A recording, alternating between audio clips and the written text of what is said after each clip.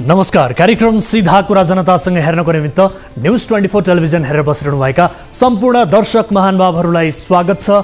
म वीरेन्द्र जैरू। नेपालमा राजनीतिक दल सजिलै कब्जा हुन्छन्। गिरिजा प्रसाद कोइराला सभापति हुँदासम्म कांग्रेसमा देउबा सधैँ कर्नरमा परे।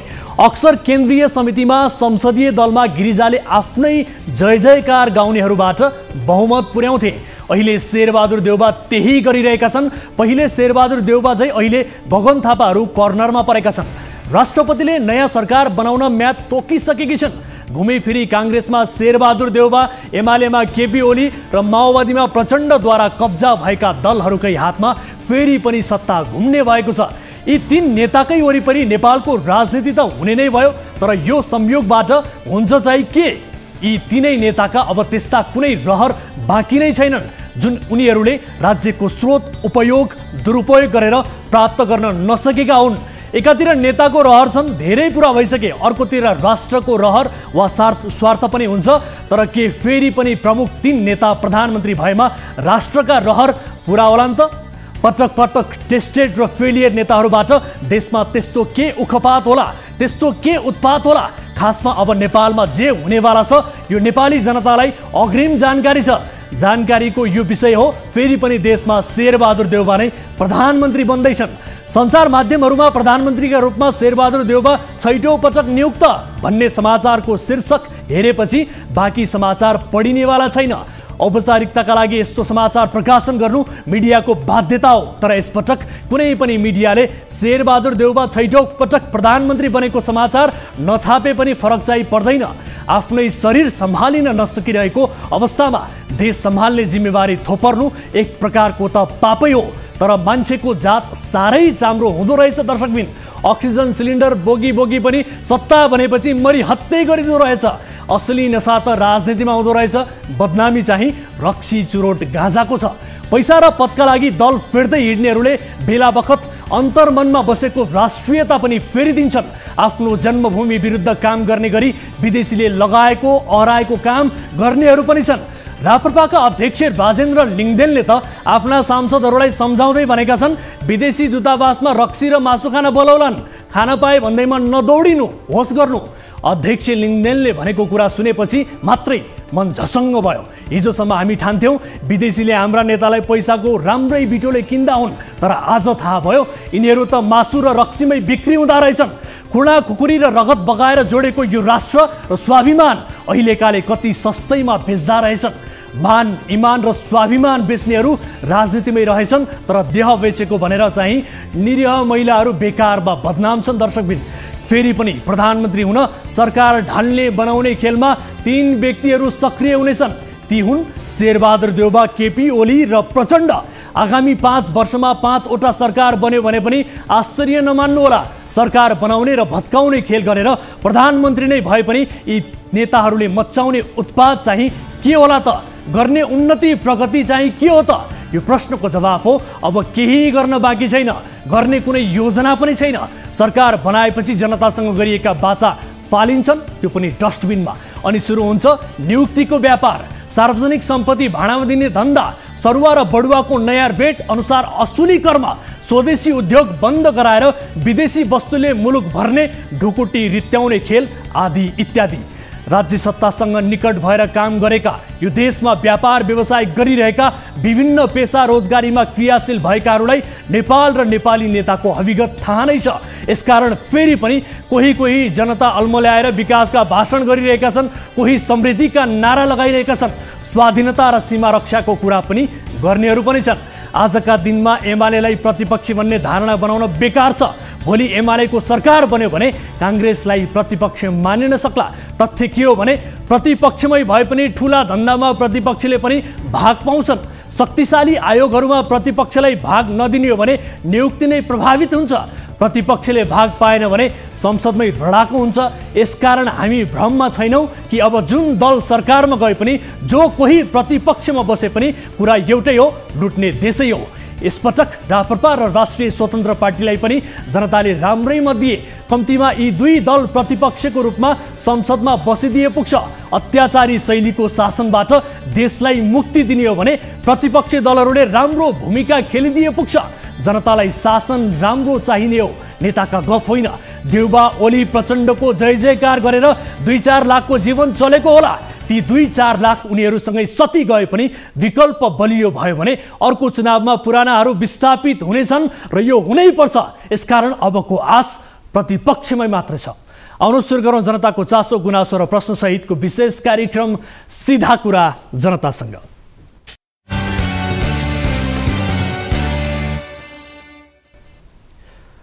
स्वागत छ दर्शक महानुभावहरू, कार्यक्रम सीधा कुरा जनतासँगको नयाँ संस्करणमा आज पनि उपस्थित भइसकेका छौँ र आजको कार्यक्रम विशेष छ। दर्शक महानुभावहरू, आजको कार्यक्रममा 72 साल भदौ 7 गते भएको टिकापुर नरसंहारबारे खास खुलासा गर्दैछौँ। घटनामा रेशम चौधरी संलग्नताबारे महत्त्वपूर्ण तथ्यहरू हामीले फेला पारेका छौँ। यी तथ्य के हुन् त? आजको कार्यक्रममा तथ्यहरू सहितको खास खुलासा हुनेछ।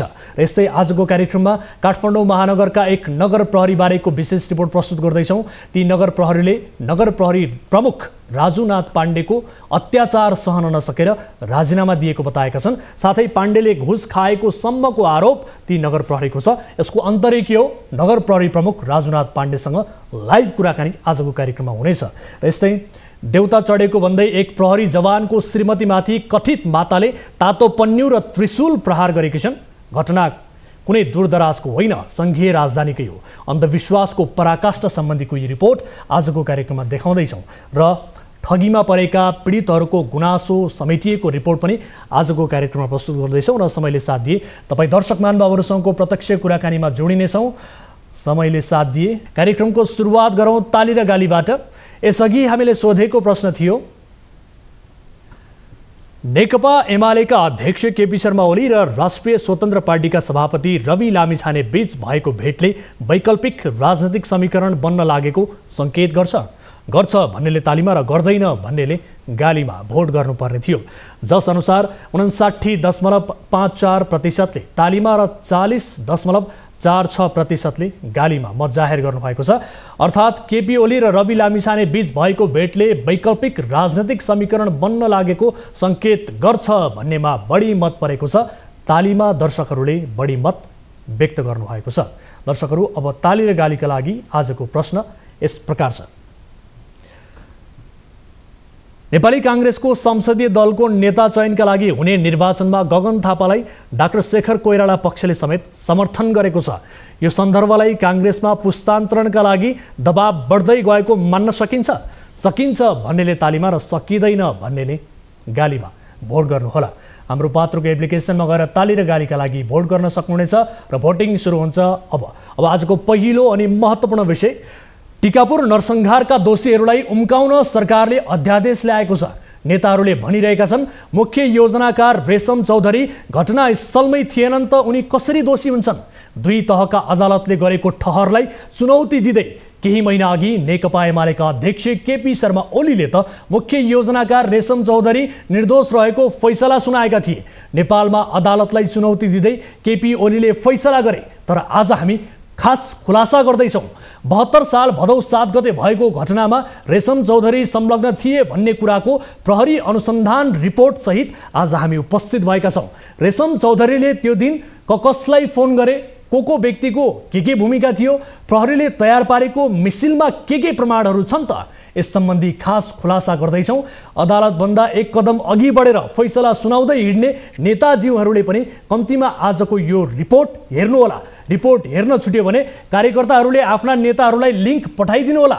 टिकापुर नरसंहारमा रेशम चौधरी संलग्न भएको तथ्य र प्रमाण सहितको यो विशेष रिपोर्ट हेर्नुहोस्।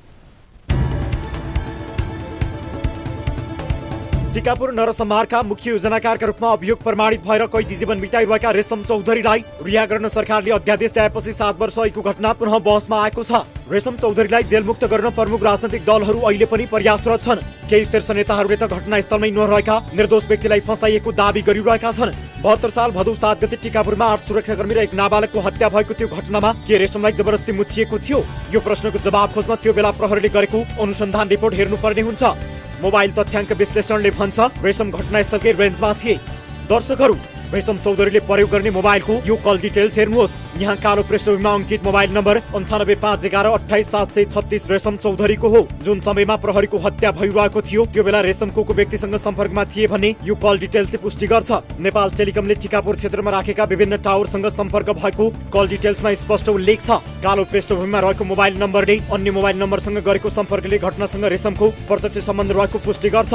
अर्को यो कल डिटेल रेकर्ड विश्लेषण लेखिएको यो अनुसन्धान विवरण हेर्नुहोस्। यो पन्नाको सबैभन्दा अन्तिमका 2 हरफमा लेखिएको यो विवरण हेर्नुहोस्। यहाँ लेखिएको छ, प्रतिवादी रेशमलाल चौधरी प्रहरी वरिष्ठ उपरीक्षक लक्ष्मणलाल नेउपाने सहितको प्रहरी टोलीमाथि घरेलु हतियार प्रहार हुँदा वारदाता स्थानमा रहेका केवालाल चौधरी समेतका व्यक्तिसँग सम्पर्कमा रहँदै आएको यी प्रतिवादका सीडीआर डाटाबाट देखिन आएको उक्त वारदाता समयमा प्रतिवादको मोबाइलको लोकेसन वारदाता स्थान नजिक रहेको दुर्गौली समेत नेपाल टेलिकमको टावरसँग आबद्ध रहेको देखिँदा प्रतिवादी घटनास्थल वरपर रहेको पुष्टि हुन आउँछ। नरसंहारमा जो व्यक्ति प्रत्यक्ष संलग्न थिए ती व्यक्तिहरूसँग रेशम छिनछिनको अपडेट लिइरहेका थिए भन्ने बीटीएस विश्लेषणले देखाएको तथ्य प्रहरीको अनुसन्धानमा राखिएको छ। बीटीएस विश्लेषणका रूपमा प्रहरीले राखेका यी 4 बुदा हेर्नुहोस्। यी 4 बुदामा दिउँसो 1:16 बजे, 1:32 बजे, 1:35 बजे र 2:04 रेशमको व्यक्तिसँग सम्पर्कमा थिए भन्ने प्रश्न पारेको छ। प्रत्यक्षदर्शी नाबालिग जसको बयानले रेशम घटनास्थलमा रहेको पुष्टि गर्यो। टिकापुर नरसंहारका क्रममा प्रहरीसँग धेरैले बयान दिए तर अधिकांशले अदालतसम्म पुग्दा बयान फेरे। तर 14 वर्षका करण चौधरी नामक बालकले जे देखे त्यो अदालतमा पनि दोहोर्याए। उनकै बयानलाई रेशम विरुद्धको बलियो प्रमाणका रूपमा मानिन्छ।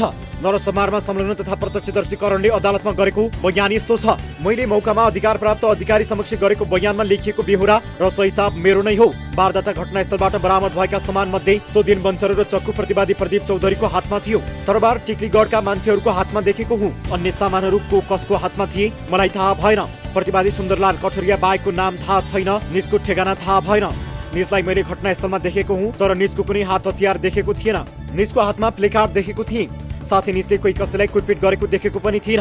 प्रतिवादी प्रदीप चौधरीले प्रहरीको हातबाट हतियार खोसी श्रवण चौधरीलाई दिई श्रवण चौधरीले हतियार लगी गएको देखेको हुँ। तिनीहरूको नाम थाहा छैन। वारदात घटना भई प्रहरीलाई माफ परे पश्चात मलाई रेशमलाल चौधरी र नाम थाहा नभएका व्यक्तिहरूले काँधमा राख्दै बधाई बधाई भनेका थिए। काँडेतार बेरिएको लाठी उक्त वारदाताका समयमा प्रतिवादी श्रवण चौधरीले हातमा लिए एसएसपीलाई हिर्काएको हो। उक्त लाठी हाल प्रहरीले बरामद समेत गरी ल्याएको मध्येकै हो। हाल फरार भएका प्रतिवादीहरू मध्ये टिकापुर 9 बस्ने फुलराम चौधरीलाई चिन्दछु। उक्त दिन निजको हातमा प्लेकार्ड थियो।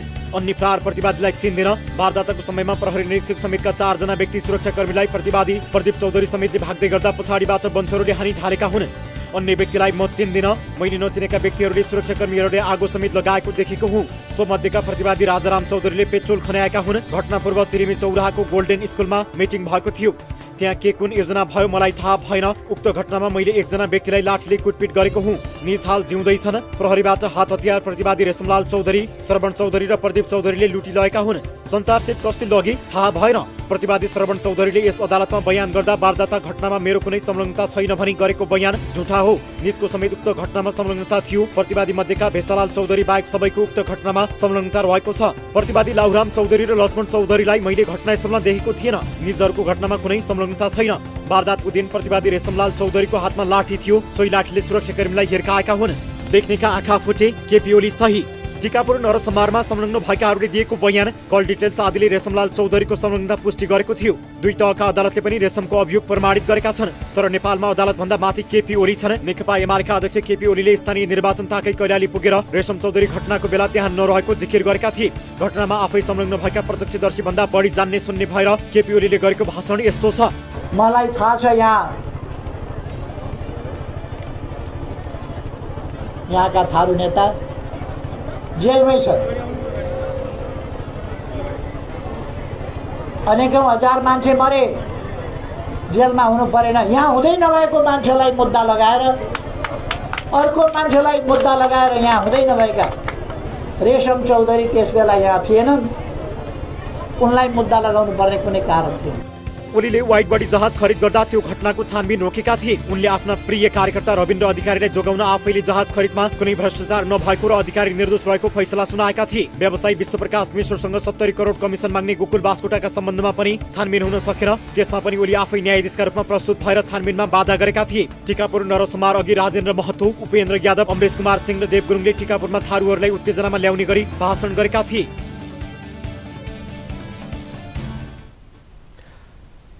दर्शकहरू यो विशेष रिपोर्ट हामीले प्रस्तुत गर्यौं र यस विषयमा थप कुराकानी गर्नका लागि हामीसँग टेलिफोन सम्पर्कमा जोडिनु भएको छ नेपाल प्रहरीका पूर्व डीआईजी हेमन्त मल्ल। हेमन्त सर, यहाँलाई स्वागत छ कार्यक्रम सीधा कुरा जनतासँगमा। हजुर, धन्यवाद। हजुर, हामीले भर्खरै टिकापुर नरसंहार बारे प्रहरीको जुन प्रहरीले तयार पारेको मिसिलका प्रमाणहरू के छन्, कल डिटेल्सहरू के छ, यस बारेको समग्र तथ्यसहितको रिपोर्ट प्रस्तुत गर्यौं। यहाँले हेर्न भ्याउनुभयो यो रिपोर्ट? हजुर।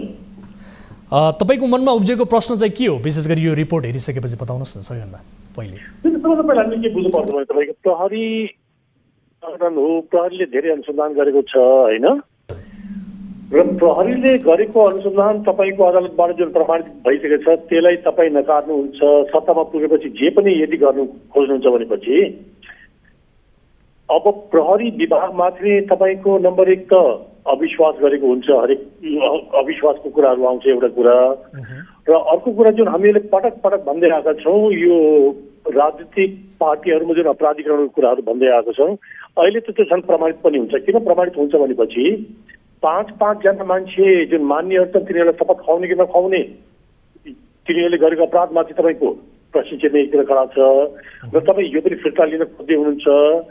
र यस्ता कुराहरूले गर्दा के हुन्छ भनेपछि राजनीतिक पार्टी यदि सत्तामा पुग्छ भनेपछि या राजनीतिक पार्टी तपाईँको हाली मुहाली हुन्छ भनेपछि के गरी पनि हुन्छ भन्ने जुन एउटा जुन सोचाइ छ नि, त्यो चाहिँ यस्ता कुराहरूले चाहिँ प्रमाणित गर्दै जान्छ र संगठन भयो, राष्ट्र भयो कमजोर हुँदै जान्छ भन्छु म त। नेपालमा अपराधलाई राजनीतिले ढाकछोप गर्ने, गङ्गाजल छर्किने खालका प्रयासहरू भइरहेका छन्। अब यो टिकापुर नरसंहारको घटनामा पनि यस्तै प्रयास भइरहेको छ भनेर भन्न सक्छौँ हामी? तपाईँलाई के लाग्छ? बिल्कुल भन्न सक्छु। तपाईँको यसमा मात्रै छैन कि मैले त योभन्दा पहिला लेखेको पनि बोलिरहेको हामीले हो। तपाईँको यो जुन गणतन्त्र दिवस लगायतको विशेष उपलक्ष्यमा जति पनि व्यक्तिहरू छोडिरहेछन् यो क्याबिनेटको यो के भन्छ सरकारको डिसिजनले, त्यहाँ पनि प्रश्न चिन्ह खडा छ। कतिजना त्यस्ता छोडेका व्यक्तिहरू पनि अपराधमा संलग्न भएका कुराहरू आइरहेछन् र दोहोऱ्याएर बाहिर आएर अपराध गरेका कुराहरू यो हामीले समाचारमै पढिरहेछौँ। र अब यो त कसो भने तपाईँको एकतिर अपराध, अर्कोतिर यसमा प्रहरीहरू मारेका छन् होइन। किन योभन्दा पहिलादेखि प्रहरीले एक किसिमको स्ट्यान्ड पनि लिएको छ यो घटनामा।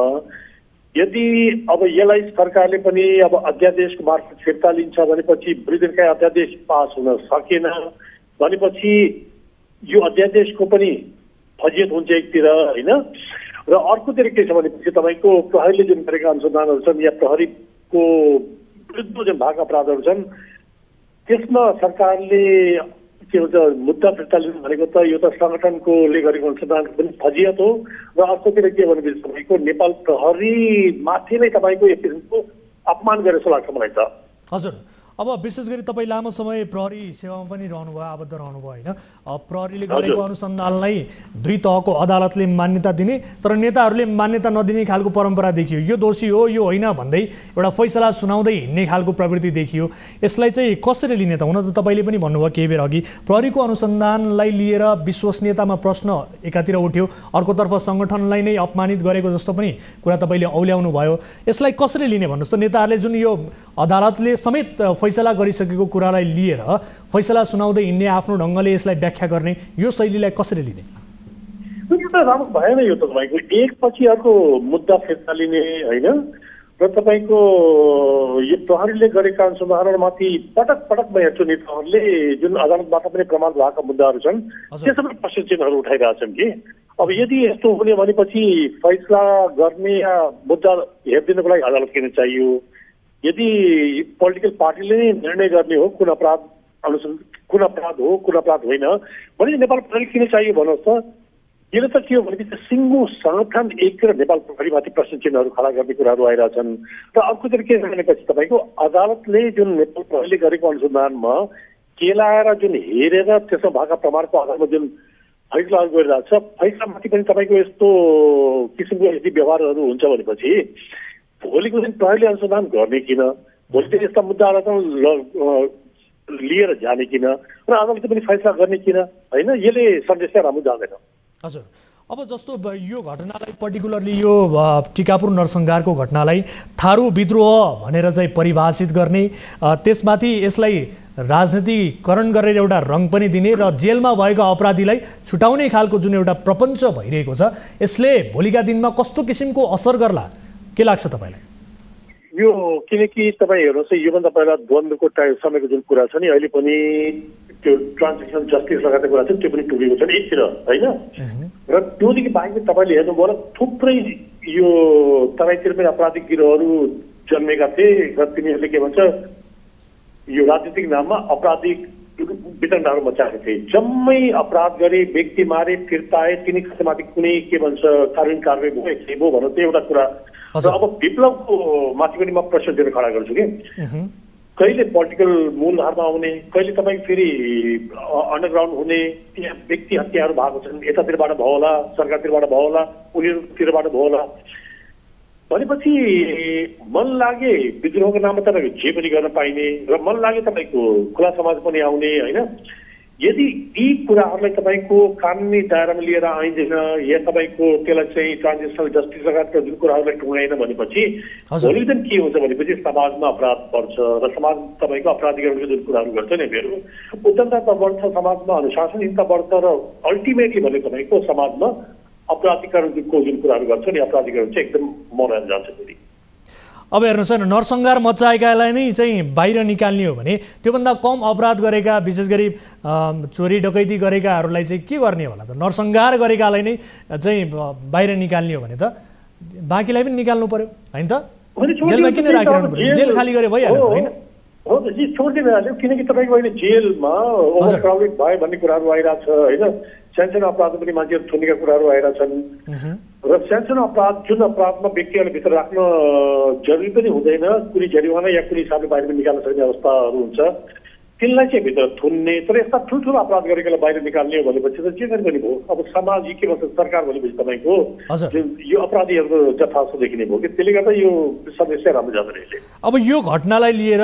मृतकका परिवारले समेत न्याय नमाग्ने अवस्था सृजना भयो केही मृतकका परिवारले विशेष गरी मर्ने मरिहाल्यो अब यसका लागि के सङ्घर्ष गर्ने भन्ने किसिमको उनीहरूमा मनोभावना रह्यो र त्यो हिसाबले मतलब नगर्ने किसिमको अवस्था पनि देखियो हामीले बुझ्दाखेरि अब यस्तो अवस्थाले त न्याय मर्छ नि होइन न्याय मर्ने पनि भयो र अर्कोतिर के हुन्छ भनेपछि तपाईँको यो त प्रहरी सङ्गठन विरुद्धको अपराध हो नि त हो र यस्तोले गर्दा के हुन्छ भनेपछि भोलिको दिन प्रहरीको मनोबल पनि असर गर्छ किनकि एक जमाना चाहिँ हामीहरू प्रहरी हुँदाखेरि उपेन्द्र काजी रियालको नामलाई सम्झिँदा हुन्छ मान्छेहरूले त्यो बेला पनि यो मुद्दा फिर्ता लिन कोसिस गरेको होइन भनौँ त त्यो बेला जनकपुरको जुन अहिले सांसद हुनुहुन्छ उहाँ मन्त्री हुनुहुन्थ्यो त्यो बेला गृहमन्त्री यिनीहरूले जोर गरेको होइन त्यो बेला विभागले एक किसिमको अडान लिएर यो मुद्दा अगाडि बढेर यो तहसम्म पुगेको भनौँ न र 6 वर्षपछि 7 वर्षपछि अहिले मुद्दा फिर्ता लिँदाखेरि यसले प्रहरीको मनोबलमा के असर गर्ला होइन त्यो प्रहरीका जुन परिवारहरू छन् तिनीहरूमाथि के असर गर्ला र अर्कोतिर के हुन्छ भनेपछि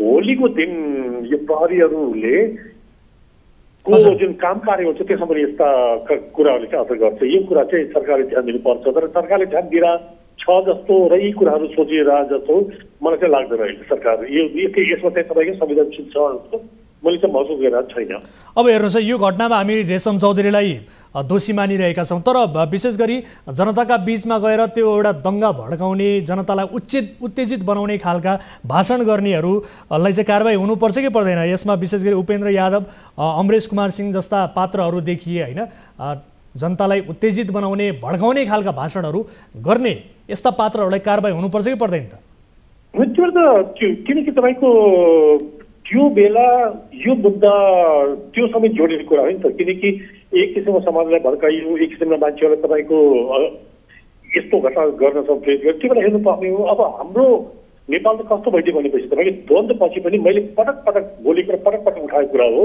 हजुर रौतहटको 27 जना माओवादी कार्यकर्ताहरू मारिए लखेटी मारिएका छन् र तपाईँले 3-4 किलोमिटर लखेटेका छन् त्यो भए बापत त्यो बेलाको प्रशासन या प्रहरीले के कारवाही भयो कि भएन त्यो पनि भएन होइन जे पनि हुन्छ यो प्रशासनलाई पनि केही डर भएन प्रहरीलाई पनि केही डर भएन र अर्कोतिर के छ भनेपछि यो घटना घटाउने जुन पोलिटिकल पार्टी छ नि तोकिएर सानो पार्टीबाट भएको भन्ने कुरा छ त्यसमाथि पनि केही कारवाही या कुनै छानबिन के पनि भएको जस्तो लाग्दैन कि त्यसले गर्दा के छ भनेपछि यस्ता कुराहरू यदि हामीले नियन्त्रण गरेनौँ यस्ता कुराहरूलाई हामीले कार्यमा हामीले छेडाएनौँ या मान्छेहरूले जे बोलिरहेछन् समाजलाई भड्काएका छन् त्यो कुराहरूमा हामीले नियन्त्रण गरेनौँ भनेपछि भोलि दिन के छ भने अहिलेसम्म यस्ता घटनाहरू मात्रै भएको छन् भोलि दिन योभन्दा ठुलो घटनाहरू हुन्छन् त्यसलाई कसले नियन्त्रण गर्ने जुन नियन्त्रण गर्ने त्यो निकाय छ त्यसको मनोबल पनि हामीहरू होच्याउँदै गइरहेछौँ र र यो सबै कुरा सरकारले चाहिँ एक ठाउँमा राखेर सोच्नुपर्ने हुन्छ। भएपछि के भन्छ तपाईँको जुन सरकारी निकायहरू छन् नि, सरकारी निकायको जुन विफल भइरहेछन् भन्ने जुन कुराहरू हामीहरू गइरहेको छ नि,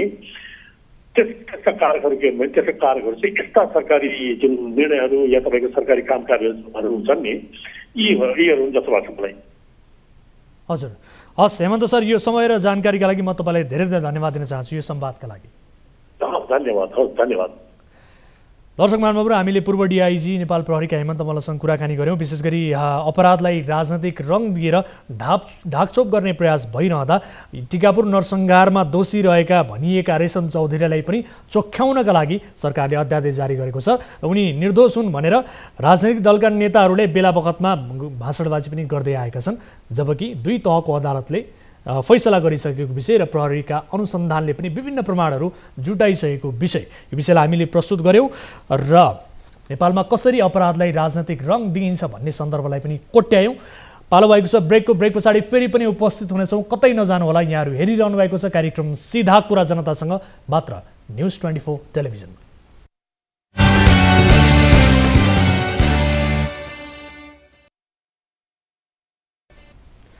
ब्रेकपछि स्वागत छ दर्शकहरू कार्यक्रम सीधा कुरा जनतासँगमा। अब अर्को विषय, काठमाडौँ महानगरका नगर प्रहरीको चर्चा खासै हुँदैन थियो। महानगरमा बालेन शाह मेयरका रूपमा निर्वाचित भएसँगै नगर प्रहरी प्रमुखका रूपमा विवादित पात्र धनपति सापकोटाको जिम्मेवारी खोसियो। सापकोटाको स्थानमा राजुनाथ पाण्डेलाई ल्याइयो। पाण्डेको सक्रियताबारे यसबीच प्रशंसा पनि भए, तर अहिले मामिला फरक परेको छ। नगर प्रहरीमा नायब निरीक्षकको जिम्मेवारीमा रहेका एक प्रहरी पाण्डे विरुद्ध खनिएका छन्। महानगरका निमित्त एसपी राजुनाथ पाण्डेका कारण आफू राजीनामा दिन बाध्य भएको बयान ती प्रहरीले दिएका छन्। कुनै बेला धनपति सापकोटाका दाहिने हात भनेर चिनिएका यी प्रहरी आखिर अहिले राजुनाथ पाण्डे विरुद्ध किन यसरी खनिएका हुन् त? हेरौँ यो विशेष रिपोर्ट। काठमाडौँ महानगर प्रहरी बलमा 3 दशकदेखि आबद्ध नगर प्रहरी नायब निरीक्षक लोकनाथ चुडाल आफ्नै संगठनका प्रमुख अर्थात् निमित्त एसपी राजु पाण्डे विरुद्ध खनिएका छन्। महानगर प्रहरी संगठनमा चरम अनियमितता र दुर्व्यवहार भइरहेको भन्दै उनले मंगलबार पदबाट राजीनामा दिएका छन्। राजीनामा दिने क्रममा चुडाल भावुक समेत बने। महानगर प्रहरी प्रमुख पाण्डेले सेटिङमा घुस खाने गरेको गम्भीर आरोप उनले लगाएका छन्। अनि एसपी भएपछि राजा भए। यहाँ यो सुरुवात हो। यहाँभित्र थुप्रो करप्सन छ। दुधो बसन्तपुरमा 2,50,000 एउटा घरमा पैसा खाएको छ अरे। त्यो अनुसन्धान गर्ने कि नगर्ने? प्रमुख प्रशासकीय अधिकृत प्रशासन विभाग के गर्नुहुन्छ? हेर्न पर्दैन? घर कसैले नगतिलो बनायो अथवा मापदण्ड मिचेर बनायो, त्यहाँ जाने हेर्ने, चुप लाग्ने, बस्ने, भित्र सेटिङमा पैसा खाने, अनि तल कर्मचारी तर्साएर राजा भइरहने। महानगर प्रहरी प्रमुख एसपी राजु पाण्डेले तलका कर्मचारीहरूमाथि चरम अत्याचार गरिरहेको देख्न नसकेर राजीनामा दिएको उल्लेख गरेका छन्। मेयर साहबको नयाँ एउटा भिजन सपनासहित ल्याएका योजनालाई कार्यान्वयन गर्न म जतिको बिरलै खटे होला। टिमको जगमा टेकेर हिरो बन्ने अनि मेरो टिमले पीडा सहनु पर्ने। प्रमुख पाण्डेले तलका कर्मचारीको मर्कालाई बुझ्दैनन्। कुनै कर्मचारी समस्या लिएर पाण्डेकोमा पुग्दा उनी कर्मचारीको मर्कालाई बुझ्नु त परेको कुरा उल्टै ती कर्मचारीले धम्की दिने गर्छन्। चुडालले कुनै कर्मचारीले 5 मिनेट आराम गर्दा पनि त्यसलाई लात्तले हान भनेर एसपी साहबले सेटमै भन्नुहुन्छ अनि मैले जुनियर स्टाफलाई कुट्दै ल्याउने हो भन्दै प्रश्न गरेका छन्। मेयर साहबको नयाँ एउटा युवा र एउटा भिजन सपना सहित योजना ल्याएको कुरालाई कार्यान्वयन गर्न म जतिको बिरलै खटे होला। तर मेरो टिममा भएका साथीले सबैले काम गरेका थिए भने र म पनि अगाडि आएँ। तर मेरो जगमा टेकेर आज हिरो भयो होला नि त भनेपछि मेरो टिमले पीडा सहनु पर्ने।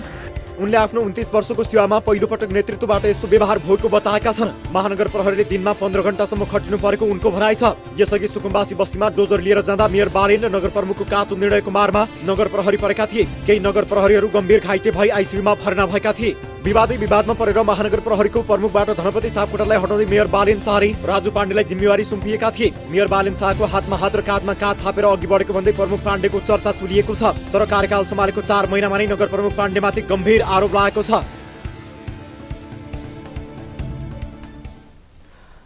दर्शकहरू, यस विषयमा थप कुराकानी गर्नका लागि हामीसँग टेलिफोन सम्पर्कमा हुनुहुन्छ काठमाडौँ महानगरपालिकाका नगर प्रहरी प्रमुख राजुनाथ पाण्डे। पाण्डे सर, यहाँलाई स्वागत छ कार्यक्रम सीधा कुरा जनतासँग। धन्यवाद। हजुर, अब चरम आर्थिक अनियमितता भयो महानगरमा भन्दै धनपति सापकोटालाई जिम्मेवारीबाट हटाइयो। उहाँको बदलामा तपाईँ आउनुभयो।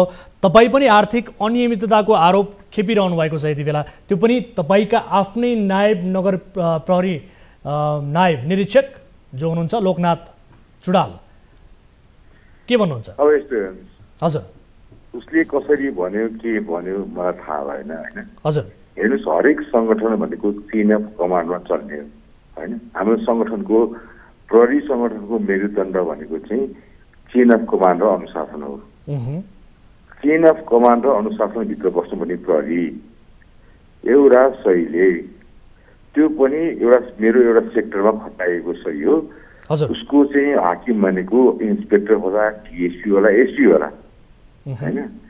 आफूलाई चित्त नबुझेको र केही छ भनेदेखि उसले इन्सपेक्टरलाई भन्नु पर्यो, डिएसपीलाई भन्नु पर्यो, एसपीलाई भन्नु, त्यसपछि म कहाँ आउँछ होइन। एसपी भयो नि त्यहाँको सुप्रिम, अब त्यहाँको प्रहरी प्रमुख म हो। आफूलाई चित्त नबुझेर हिजो 3.5 वर्षदेखि त्यही ठाउँमा बसेर अनि आफ्नो इच्छा चाहिँ आफ्नो अनुसार चल्न नसकेर आफूलाई मन परेको अथवा मन नपरेको कुराहरू चेन अफ कमान्डको आधारमा आफूलाई चित्त नबुझेको कुराहरू भन्ने सिस्टम छ। ठिक छ, त्यो चेन अफ कमान्डको सन्दर्भमा म आउँछु। विशेष गरी तपाईँले नगर प्रहरीहरूमाथि दुर्व्यवहार गरेको के कस्ता किसिमका भाषा बोल्नु भएको छ त्यो विषयमा नै म प्रश्न गर्छु। मेरो प्रश्न कहाँनिर थियो भने आर्थिक अनियमितता गरेको जुन आरोप तपाईँमाथि छ, उहाँले के भन्नुभएको छ भने सेटिङमा घुस खाने गरेको भनेर भन्नुभएको छ। त्यस्तै बसन्तपुरमा तपाईँले 2,50,000 रुपैयाँ एउटा घरबाट लिएको भन्ने किसिमको आरोप र यसको अनुसन्धान हुनुपर्छ भनेर जोरदार माग पनि उहाँले गर्नुभएको छ। अन्य विभिन्न ठाउँमा पनि घुस बार्गेनिङ गर्नुहुन्छ भन्ने किसिमको आरोप उहाँको छ। यसलाई खण्डन गर्नुहोस्। पहिला यस्तो कुनै पनि प्रहरी कर्मचारीले मैले पनि काहीँ अनियमितता गरेको, घुसखोरी गरेको छ भनेदेखि त्यसलाई कारवाही गर्नुपर्छ र त्यसको प्रमाण हुनु पर्यो। कसलाई चित्त नबुझेर कसैलाई रिस उठेर जे मलाई त्यो बोल्न पाइन्छ, जे मलाई त्यो बोल्न पाइन्छ। कुनै पनि प्रहरी कर्मचारी, म आएको 4 महिना भयो, कुनै पनि कर्मचारीले चाहिँ अनियमित गरेको छ भनेदेखि भन्नु पर्यो, सिस्टमले भन्नु पर्यो, प्रमाण आउनु पर्यो। रिस उठेपछि जे मलाई त्यो भन्न पाइन्छ। त्यो अनुशासनहीन जन्य काम कारवाही गर्ने मान्छेले आफूले गर्न नपाएपछि आरोप लगाउने प्रवृत्ति हो जस्तो लाग्छ मलाई। तर तपाईँहरूको अभियानमा त उहाँ सक्रिय रूपमा लाग्ने एउटा ऊर्जाशील प्रहरी अधिकृत हुनुहुन्थ्यो नि त। उहाँ त हामीले रिपोर्टिङ गर्दाखेरि अहिले के भयो त? उहाँले राजीनामा दिनुपर्ने अवस्था कसरी आयो त? होइन, राजीनामा मैले दिएँ भनेको हो र उसलाई त छानबिन हुनेवाला थियो, त्योबाट डराएर राजीनामा दिएको जस्तो लाग्छ। के विषयको छानबिन हुनेवाला थियो? होइन, मैले चाहिँ अस्ति शनिबार पटक मैले भनिसकेपछि अस्ति शनिबार मैले छड्के चेक गरेको थिएँ। हजुर हेर्नुहोस्, पहिला के सिस्टम थियो भनेदेखि पुरानो नेतृत्वमा चाहिँ सिधै एसपी पछि सही, डिएसपी हुनु पर्थ्यो, इन्सपेक्टर हुनु पर्थ्यो, सिधै सही। 3.5 वर्षसम्म त्यही ठाउँमा चाहिँ त्यही एरियाको कमान्डर हो भन्ने मान्छे उसले के गरिरहेको थियो, कसो गरिरहेको थियो आफ्नो आउँछ। तर त्यही चाहिँ ठाउँमा चाहिँ म आइसकेपछि अस्ति शनिबारको चेकिङमा मैले चाहिँ सन्तुष्टि नभइसकेपछि त्यहाँ चाहिँ फुटपाथको चाहिँ बिबिगी भइसकेपछि आइतबार गरेर मैले एउटा परिपत्र गरेँ। परिपत्र गरिसकेपछि त्यो परिपत्रबाट चाहिँ एउटा सिस्टम डेभलप गरेको छ मैले। को कहाँ खटिन्छ, कसो गर्छ, के गर्छ, कसो ड्युटी कहाँ के कसो भन्नु मैले क्षेत्र प्रमुखहरूलाई चाहिँ अथवा मेरो चाहिँ सेक्टर प्रमुखहरूलाई मैले परिवर्तन गर्ने बित्तिकै उहाँलाई टेन्सन भयो। टेन्सन भइसकेपछि उहाँले चाहिँ आफ्नो तरिकाले चाहिँ मलाई एउटा निवेदन दिनुभयो। निवेदन दिएको केही घन्टामा राजीनामा दिनु, किन दिनु पऱ्यो राजीनामा? गल्ती छैन भने किन राजीनामा दिनु पऱ्यो? राजीनामा दिन मैले बाध्य गरे हो। उहाँलाई मैले राजीनामा दिन मैले भनेको हो र? हजुर। किन डराएको भने किन डराएको? अनि सामाजिक सञ्जालमा जे मनलाई त्यो बोल्न पाइन्छ एउटा कर्मचारीले बोल्न पाइन्छ। यी सामाजिक सञ्जालमा जे मनलाई त्यो बोल्न पाइन्छ, अनुशासन हुँदैन, चेन अफ कमान्ड हुँदैन। म माथि केही अथवा अब्जेक्सन गर्दै मभन्दा माथि प्रमुख प्रशासनिक अधिकारी सरकार जानु पर्यो नि त। उहाँ जानु भएको छ अनि प्रोपोगन्डा गर्ने, जे मलाई त्यो बोल्ने, उसले भनेको जति पनि हवाला दिएको छ त्यो साँच्चै कसरी बोलेको छ त, कहीँ के छ त? त्यस कारणले मेरो भन्नु खोजेको के भने यस्ता अनुशासनहीन जन्य कार्य गरेर धमिलो पानीमा माछा मार्ने प्रवृत्तिको अन्त्य हुनुपर्छ भनेको उहाँले तपाईँहरूको चेन अफ कमान्डलाई फलो गर्नु भएर अनुशासनहीनता देखाउनु भयो। त्यसबाहेक उहाँको गल्ती चाहिँ के होला भन्नुहोस्? यस्तो हजुर, उहाँको गल्ती त उहाँलाई चित्त नबुझेको कुरो म मात्रै होइन कि उसले चाहिँ रिपोर्ट गर्नुपर्ने भनेको इन्सपेक्टरलाई, त्यसपछि डिएसपीलाई, त्यसपछि एसपीलाई, त्यसपछि मलाई हो। त्यो सबै चाहिँ नगरिकन सिधै मलाई किन भनिरहेको उसले? मैले सिस्टम डेभलप गर्न खोजेको, हजुर, डाइजेस्ट भएन। 3.5 वर्षदेखि त्यही मलाई जहाँसम्म लाग्छ तपाईँको टेलिभिजन लोकप्रिय टेलिभिजन मैले हेरिरहेको थिएँ 4 महिना अगाडि पनि त्यो मैत्री देवीको एउटा रिपोर्टिङमा त्यही कर्मचारी जस्तो लाग्छ मलाई हो होइन हजुर त्यो बेला 3.5 वर्षदेखि अगाडि 3.5 वर्षदेखि चाहिँ यो के भइरहेको थियो तपाईँले देखिरहनु भएको छ नि त फुटपाथको अवस्था के थियो त्यही कर्मचारी त्यही ठाउँमा छ हजुर म आएको 4 महिना भयो मैले अब के चेन्ज गर्नेवाला थिएँ कोही पनि कर्मचारीले सुध्रिन्छ भन्दै सुध्रिने मौका दिनुपर्छ तर त्यो नभइकन आफ्नो चाहिँ अभिष्ट चाहिँ पुराना भइसकेपछि मिडियामा जाने युट्युबमा जाने बोल्ने त्यो छुट छ उहाँलाई तपाईले आफ्ना नगर प्रहरीको मर्कालाई बुझ्नु भएन भन्ने आरोप उहाँले लगाउनु भएको छ करिब कर्मचारीले चाहिँ विशेष गरी 5 मिनट पनि आराम गर्न खोज्दा त्यसलाई लात्ताले हान भनेर उहाँलाई तपाईले चाहिँ कमान्ड गर्नुहुन्थ्यो भन्ने कुरा पनि उहाँले गर्नु भएको छ हैन अनि त्यसमाथि कोही बच्चा बिरामी भएको प्रसंग तपाईले अघि भर्खरै कोट्याउनु भयो त्यसरी बिदा बस्न खोज्दा चाहिँ तैले मेरो बच्चा पाइदिएकी होस् र भन्ने खालका जवाफ महिला प्रहरीलाई तपाईले दिनुहुन्थ्यो भन्ने किसिमको आरोप तपाईमाथि छ अब यो आरोपलाई कसरी खण्डन गर्नुहुन्छ यो त अलि महिला प्रहरीले बोलेकी छिन् कहीँ बोलेकी छिन् केही भनेकी छिन् तिनले आफ्नो जागिरको डर होला तल्लो तहका कर्मचारी हुन् डराए होलान् हजुर हैन त्यस्तो होइन सर यो अहिलेको अवस्थामा ह्युमन राइट्सको कुरा छ हरेक कुरा चित्त नबुझेको कुराहरू भन्ने ठाउँ विभिन्न निकाय छ र अर्को कुरो आरामको कुरा गर्नुहुन्छ भन्दै हेर्नुहोस् म आफै बिहान 7 बजे पुगिसक्छु 8 बजे घर फर्किन्छु र खाना खाने टाइम छ रासन खाएको कर्मचारी हो प्यारै बस्नुपर्छ बिहान आएर बेलुकासम्म ड्युटी गर्नु पर्दैन प्रहरी कर्मचारीले अनि खाना खाने टाइम छ रासन दिएको छ त्यसमाथि हाम्रो प्रहरी कर्मचारीले गरेको कामको कदर गर्दै महानगरको नेतृत्वले दैनिक 500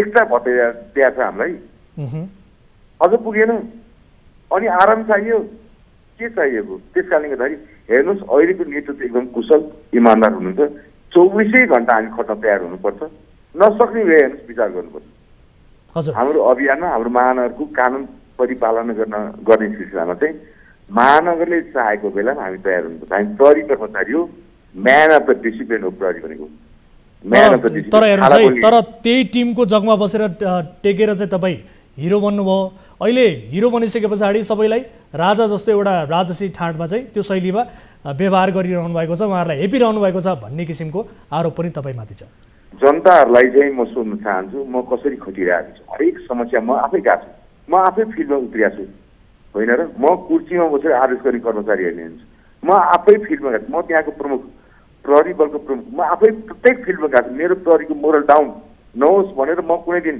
नर्विक हस्पिटलमा 6 टाका लाउँदाखेरि म तुरुन्तै टाकाको वास्ता नगरिकन बाहिर फिर्न निस्केको छु तपाईँले देख्नु भएको छ नि त हजुर त्यस कारणले गर्दाखेरि यो अनुशासनहीन जन्य कार्य गर्ने र विभिन्न किसिमको चाहिँ प्रोपोगन्डा गर्ने र चाहिँ आफ्नो संगठनको बदनाम गर्ने प्रहरी कर्मचारीलाई छुट हुन कारबाही गर्नुपर्छ ठीक छ मेरो अन्तिम प्रश्न यहाँलाई अन्तिम प्रश्न अब समय छुट्याउँ अलिकति जस्तो अब पूर्व प्रहरी प्रमुख जो धनपति सापकोटा हुनुहुन्छ उहाँको विश्वास पात्रको रूपमा चाहिँ यी लोकनाथ चुडालजी हुनुहुन्थ्यो भनेर चर्चा पनि हुन्छ उहाँको दाहिने हातका रूपमा उहाँको चर्चा हुन्छ र धनपति सापकोटा हटिसके पछाडि तपाईँ विरुद्ध चाहिँ यी नगर प्रहरीलाई भनौँ न एक हिसाबले प्रयोग गरेको भन्ने किसिमको चर्चा पनि यता कता सुनिन्छ हुँदो रहेछ यो किसिमको चर्चा हुँदो रहेछ तपाईलाई त्यस्तो लाग्छ कि लाग्दैन म नियुक्ति भएको दिनदेखि त्यो लोकनाथ चुडालले लेखेको स्ट्याटस हेर्नु होला फेसबुकमा हजुर म नियुक्ति भएको मितिदेखि हैन भदौ चाहिँ 2 गते म नियुक्ति भएको 5 गतेबाट म सुरु गरेको उसको सबै स्ट्याटस चेक गर्नु होला त्यसबाट प्रमाणित हुन्छ हामीले गरेका छैनौं के छ त त्यो स्ट्याटसमा के छ सरसर्ती भनौं न 2-4 लाइनमा भनौं अरे मैले त म उसको छैन मलाई विभिन्न मेरो आफ्नो प्रहरी साथी प्रहरी कर्मचारी लेख्न मिल्ने हो कि हैन विभिन्न किसिमको कुरा गरेको म उसमा फेसबुक फ्रेन्डमा छैन तै पनि मलाई विभिन्न किसिमको मान्छे यो सर कस्तो मान्छे हो यो के लेख्दैछ यसले के गर्दैछ तपाईले चेक गर्नु होला सामाजिक सञ्जालमा उसले के लेख्दै आछ सुटेको स्ट्याटस के हो उसको चेक गर्नु होला त्यसबाट प्रमाणित हुन्छ जनतालाई भन्दिनुस् न जनतालाई अलिकति 2-4 लाइन भन्नुस् त यति बेला हेरिरहनु भएका दर्शकहरुलाई भन्नुस् त म के लाग्छ भने अनुशासनहीन जन्य कार्य गर्ने र संगठनको बदनाम गर्ने आफ्ना चित्त नबुझेको कुराहरू राख्ने ठाउँ छ मिडियामा गएर प्रोपोगन्डा गर्ने कर्मचारीलाई छुट हुन्न कुनै पनि यस्तो मेरो कर्मचारी भनेदेखि म त्यसलाई छोड्नेवाला छैन र मलाई पनि म कानुनी रूपमा चाहिँ म चाहिँ एउटा कर्मचारी हो प्रहरीको आचार संहिता पालना गर्नुपर्छ त्यो गर्ने छुट छैन। मिडियामा गएर अनावश्यक प्रोपागेन्डा गर्ने र सही एउटाले सहीले इन्सपेक्टरलाई चाहिँ डिएसपीलाई गर्ने सिस्टम हुन्छ नि त। हजुर, सिधै मलाई भनिरहेको छ, आफै बुझ्नु होला। तपाईँमाथि लागेको जुन अनियमितताको आरोप छ यो आरोपप्रति अनुसन्धान होस् भन्ने चाहनुहुन्छ तपाईँ? म त अनुसन्धान होस् र म के भन्छु भन्दा हेर्नुहोस्, म माथि कुनै किसिमको त्यो भयो भने मलाई सख्त सबभन्दा ठुलो कारबाही जे हुनसक्छ त्यो होस् भन्ने म चाहन्छु। हस् पाण्डे सर, यो समय र जानकारीका लागि, संवादका लागि म तपाईँलाई धेरै धन्यवाद दिन चाहन्छु। धन्यवाद। दर्शक महानुभावहरू, महानगरका नगर प्रहरी प्रमुख राजनाथ पाण्डेमाथि लागेको आरोपका सन्दर्भमा हामीले कुराकानी गऱ्यौँ र यो विषयलाई यहीँ ताती राख्छौँ। अब अर्को विषयतर्फ यहाँको ध्यान आकर्षण गराइहाल्छु। उपचारका नाममा झाँक्रीको यातनाले नेपालका दूरदराजका गाउँमा बिरामीको ज्यान गएका कैयौँ घटना छन्। तर आजको सन्दर्भ छ काठमाडौँकै। काठमाडौँको तारकेश्वर नगरपालिकामा सचिना मगर नाम गरेकी कथित काली माताले उपचारको नाममा एक महिलाको शरीरमा तातो तेल खनाइदिएकी छिन्। पीडित अहिले प्रहरी अस्पतालमा उपचारका लागि भर्ना भएकी छन्।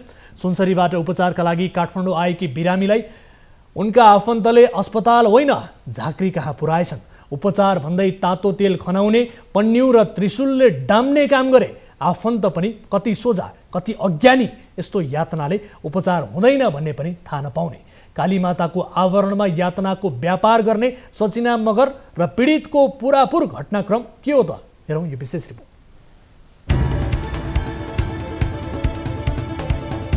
शरीरमा रहेका यी नीलडाम हेर्नुहोस्। मुखको छाला हेर्न नसक्ने अवस्थामा डामिएको छ। छातीमा, पेटमा र हातखुट्टा सबै शरीरभरि नीलडामहरू छन्। झाँक्रीको यातनाबाट बल्ल तल्ल बाँचेकी भोजपुर आमचोक छकी सविता राईको अवस्था हो यो। तातो पन्यु, त्रिशूल र खुकुरी प्रहारबाट सविताको शरीर छेदविच्छेद भएको छ।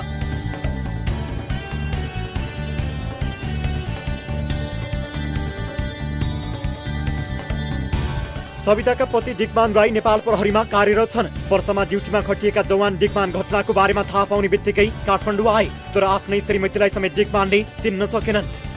अनुहारमा हानेको छ र खुट्टामा त्यो खुकुरी, सानो खुकुरीले हानेको छ, तटाएर अथवा के गरेर होइन।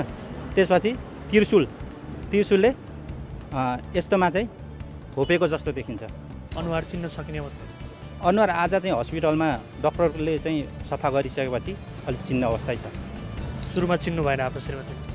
पहिले आउँदाखेरि तपाईँको आफ्नो सँगै बसेको श्रीमती यत्रो 12-13 वर्ष सँगै बसेको आफैसँग चिन्नलाई गाह्रै थियो। पुरै सुनिएको अनुहार। आफ्नै आफन्त पनि कुटपिटमा उत्रिए। घटना गत शनिबारको हो। केही समयदेखि अस्वस्थ सविता उपचारका लागि सुनसरीबाट काठमाडौँ आएकी थिइन्। काठमाडौँमा रहेका उनका आफन्तले झाँक्रीकोमा जान सुझाव दिएपछि उनी काठमाडौँको तारकेश्वर नगरपालिका 6 स्थित जरङखुमा रहेको कालीमाता बताउने सचिना मगरको घरमा पुगिन्। कालीमाता भनिने सचिनाले सहयोगीलाई धेरै बोल्ने भएपछि तातो पन्युले हान्नुपर्छ भन्ने निर्देशन दिइन्। आफन्तले यस्तो गर्दा चोटपटक लाग्छ कि भन्दै प्रश्न गरेका थिए।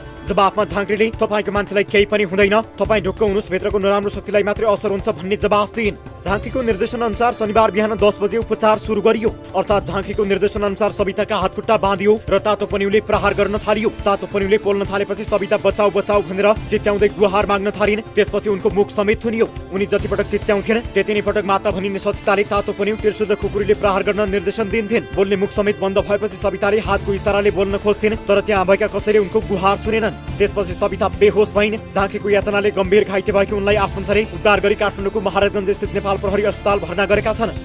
पुलिस हस्पिटल महाराजगञ्जमा हुनुहुन्छ। उहाँ स्वास्थ्य त्यही उपचार भइरहेछ। बोल्ने अवस्था भन्नाले अब आजदेखि हल्का खाना खाने चाहिँ भएको छ, अलिअलि बोल्छ। डिकमानको गुनासो, श्रीमतीमाथि कुटपिट हुँदा आफन्त रमिते बने। नातामा ज्वाइँ पर्ने श्याम मगर कहाँ सविता सुनसरीबाट आएकी थिइन्। सवितालाई जेठानी दिदीले कालीमाताकोमा उपचारमा जान सुझाएकी थिइन्। सविता उपचारको लागि आफन्तसहित कालीमाताकोमा पुगिन्। माताको दुईवटा भाइ लगायतका उनकै आफन्तले पनि माताको निर्देशन अनुसार कुटपिट गरे। कुटपिटमा संलग्न आफन्तहरू समेत अहिले ग्लानी गरिरहेका छन्। शक्तिले अब आगोले हान्दा पनि नपोलिने, तेलले हाल्दा पनि नपोलिने, घाउने नहुने भएको भए राम्रो हुन्थ्यो। त्यसमा सबै सहमति खुसी नै हुन्थ्यो। राम्रै माता रहेछ भन्ने हामी चाहन्थ्यौँ होइन। तर उहाँले त्यत्रो गर्दाखेरि चाहिँ एकदम अचेत अवस्थामा हुनुहुन्छ कि बिरामी। माताहरूसँगै बोलेर आउनु भएको थियो, आउँदा राम्रै हुनुहुन्थ्यो। अनि पछि चाहिँ पुग्दै के भयो होइन, कुन कस्तो मन्त्र लाग्यो त्यो थाहा भएन। त्यसपछि हामीलाई पनि त्यो घटना हुने बेलामा चाहिँ माताले हामीलाई हेर्न दिनु के अरे त्यो उसलाई हेर्न दिनु भएन के मेरो जुन छामा हुनुहुन्छ नि हो त्यो छामाले कति मलाई हेर भन्दाखेरि पनि म आँखा जुझाउनु दिनु भएन त्यस्तो होइन। डेकमानले श्रीमती मरणासन्न हुने गरी कुटपिट हुँदा पनि आफन्तले बचाउने प्रयास नगरेको बताएका छन्। घटनापछि डेकमानले महानगरीय प्रहरीवृत्त बालाजुमा ज्यान मार्ने उद्योगमा जाहेरी दिएका छन्। कालीमाता बताउने सचिना भनिने सारू मगर, पदमबहादुर मगर, सङ्गम राई, सागर मगर र अजित तामाङ लगायतका 5 जना विरुद्ध उजुरी दिएका छन्। प्रहरीले झाँक्री सचिनालाई पक्राउ गरेको छ। अन्यको खोजी कार्य भइरहेको प्रहरीले जनाएको छ। दर्शकहरू, देशको संघीय राजधानीको एउटा कुनामा देउता जडेको भन्दै महिलाको शरीरमा तातो तेल, पन्यु र त्रिशूलले डामिन्छ। महिलामाथि निर्ममतापूर्वक कुटपिट हुन्छ। झाँक्रीको यातनापछि बिरामी अस्पतालमा भर्ना हुन्छ। यो कुनै दूरदराजको घटना होइन। यही काठमाडौँ सहरको जहाँ राज्यको शासन चलाउने प्रमुख प्रशासनिक केन्द्र सिंहदरबारदेखि राष्ट्रपति कार्यालय समेत छ। यो अत्यन्त दुःखद घटना काठमाडौँमा भएको छ। कुटपिटमा संलग्न रहेकाहरूलाई कानुनतः कडाभन्दा कडा कारबाही गरियोस् र यो अन्धविश्वासको पराकाष्ठा हो र यसको खुलेर हामी विरोध गर्न चाहन्छौँ। यही कारण पनि हामीले यो विषयलाई समावेश गरेका छौँ। अब अर्को विषयतर्फ यहाँहरूको ध्यान आकर्षण गराइहाल्छु। वैदेशिक रोजगारीका नाममा हुने गरेको ठगी नौलो होइन। जब मानिसहरू ठगीमा पर्छन्, ठगहरू विरुद्ध पीडितहरू वैदेशिक रोजगार विभाग, नेपाल प्रहरीसम्म पुग्छन्। त्यहाँका अधिकारीहरूले ठगीमा परेर आउनेहरूको समस्या एक कानले सुन्छन्, अर्को कानले उडाइदिन्छन्।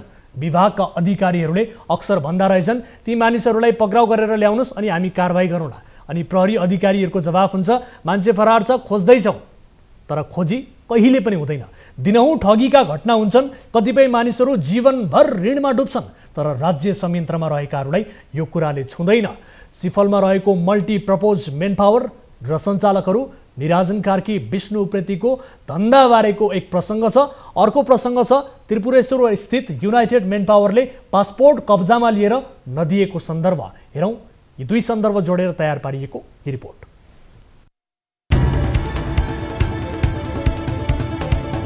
सेवानिवृत्त सैनिकहरूको एक समूह नै वैदेशिक रोजगारीमा जाने क्रममा ठगहरूको जालोमा परेको छ। काठमाडौँको सिफलमा रहेको भिजन मल्टिपर्पज नामक म्यान पावरको ठगीमा परेका युवा न्याय खोज्दै न्युज 24 टेलिभिजनमा पुगेका छन्।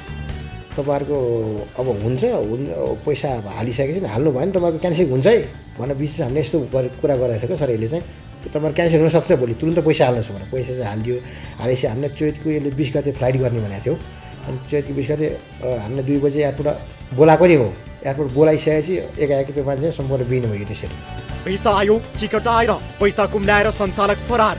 दुबईको आर्म्सगार्डमा रोजगारीको अवसर भन्ने सूचना पत्रिकामै छापिएको थियो। महिनाको तलब 1,10,000 हुने सूचनाले युवाहरू आकर्षित पनि भए। पूर्व सैनिकहरूको समूहले विदेश जाने प्रक्रिया अघि बढाए। कागजात बुझाइसकेपछि दुबईबाट अन्तर्वार्ता लिन छनौटकर्ताहरू पनि आए। 20 जनाको नाम निस्कियो। 20 जनाकै मेडिकल रिपोर्ट पनि ठिक आएपछि वर्क परमिट पनि आयो। कागजात अघि बढाइरहँदा ती युवासँग प्रक्रिया रद्द हुन सक्छ, तत्कालै पैसा बुझाउनु पर्यो। म्यान पावरले भने बमोजिम उनीहरूले एनएमबी बैंकमा तोकिएको रकम पनि बुझाए। रकम बुझाएको केही पछि रोजगार भिसा पनि आयो। उनीहरूले भिसाको आधिकारिकता जाँच गर्न दुबई दूतावास पुगे। त्यहीँबाट भिजा रुजु गराए। नियमसङ्गत रूपमा भिसा आएको थाहा पाएपछि उनीहरू वैदेशिक रोजगारीका लागि तयारी अवस्थामा बसे। म्यान पावर सञ्चालकले युवालाई बारम्बार दुबई उड्ने निषेध भएको भन्दै आश्वासन दिइरहन्थे। युवा र म्यान पावर सञ्चालकबिच भएको यो अडियो संवाद सुन्नुहोस्। कारोबारहरू गर्नुहोस्, त्यस पछाडि किन सक्ला म डकुमेन्टहरू पठाइदिन्छु। कारोबार गरिसके पछाडि डकुमेन्ट पठाइसके पछाडि अनि तपाईँहरूको म सबै गर्छु। अब एक हप्ताभित्र, एक हप्ता होइन तपाईँको 3-4 दिनमै तपाईँको चाहिँ म फ्लाइट गरेर जान्छु। 3-4 दिनमै धेरै 3-4 दिन। म्यान पावरले असोज 20 गते राति 2 बजे दुबईका लागि उडान हुने भनेका थिए। तर त्यो उडान अहिलेसम्म भएन। दुबई उड्ने तयारीमा युवा बसे। उता सञ्चालक चाहिँ पैसा कुम्ल्याएर सम्पर्क विहीन भए। असोजमा 1 वर्ष बित्यो। विदेश पठाउने सुरसार नगरेपछि उनीहरूले वैदेशिक रोजगार विभागमा उजुरी दिएका छन्। उजुरीपछि पक्राउ पर्ची पनि जारी भयो। तर 8 महिनासम्म अझै मुख्य सञ्चालक निराजन कार्की पक्राउ पर्न सकेका छैनन्।